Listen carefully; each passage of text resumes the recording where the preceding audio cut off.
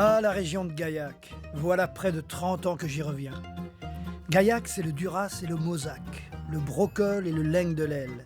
Mais c'est aussi Cordes-sur-Ciel, Albi et sa cathédrale, et l'ombre de Toulouse-Lautrec, jamais bien loin.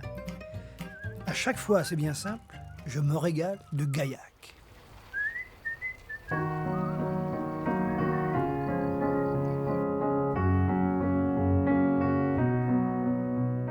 Alain, là on a la chance d'être chez toi dans la région de Gaillac. Tu es un défenseur des cépages de la région. Bah, bien sûr.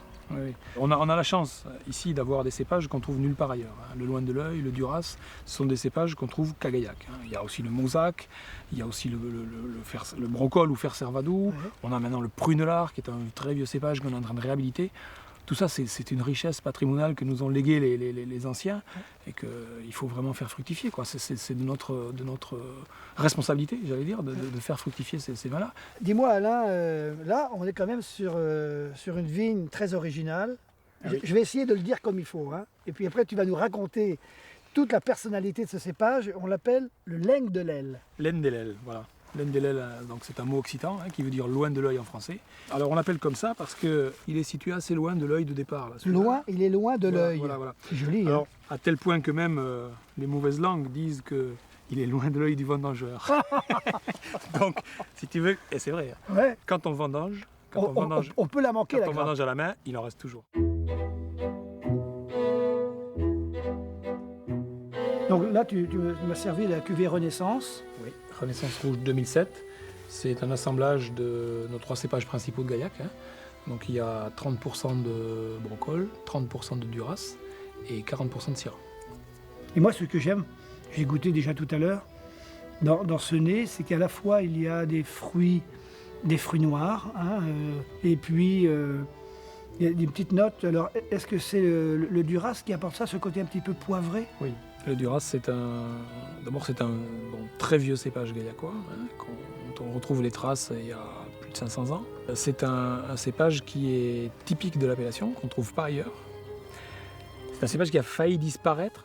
C'est un cépage qui a, je pense, beaucoup d'avenir parce que ce n'est pas un cépage excessivement tannique. Par contre, c'est un cépage qui garde du fruit, qui garde de la fraîcheur. À l'époque un peu du réchauffement climatique, de toutes ces choses-là, c'est important d'avoir des cépages qui justement gardent cette fraîcheur et qui permettent d'avoir un vin plus sur le fruit. Voilà. Moi je t'écoute là depuis qu'on est arrivé, il y a une complicité incroyable entre toi, quelqu'un comme toi, et la plante. On sent que les racines sont là dans le terroir, dans les cépages locaux, dans la qualité de ce qu'on touche, de ce qu'on respire, puisqu'on travaille en bio maintenant, donc on est sensible à ça. Et aujourd'hui, être en bio pour toi, ça t'apporte quoi exactement? Aujourd'hui, être en bio, c'est une satisfaction de voir la nature qui respire. Tout à l'heure, on a aperçu un lièvre.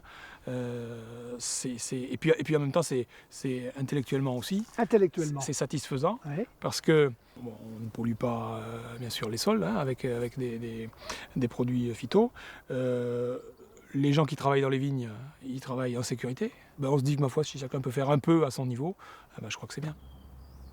Alain, toi comme vigneron, est-ce que tu utilises des techniques un peu particulières dans l'élaboration du vin? Alors, il faut qu'on se mette bien d'accord. Le vin naturel, ça n'existe pas. Le vin, c'est une création de l'homme.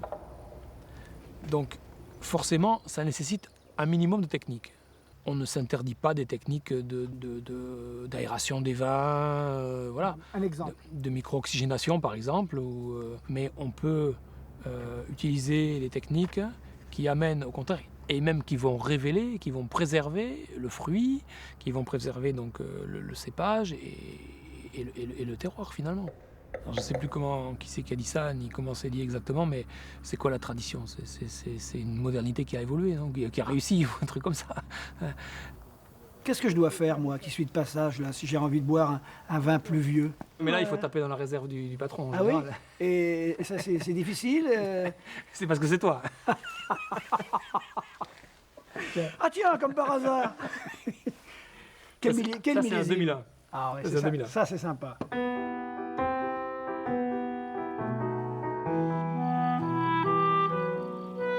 Là, j'ai un nez un petit peu de roses.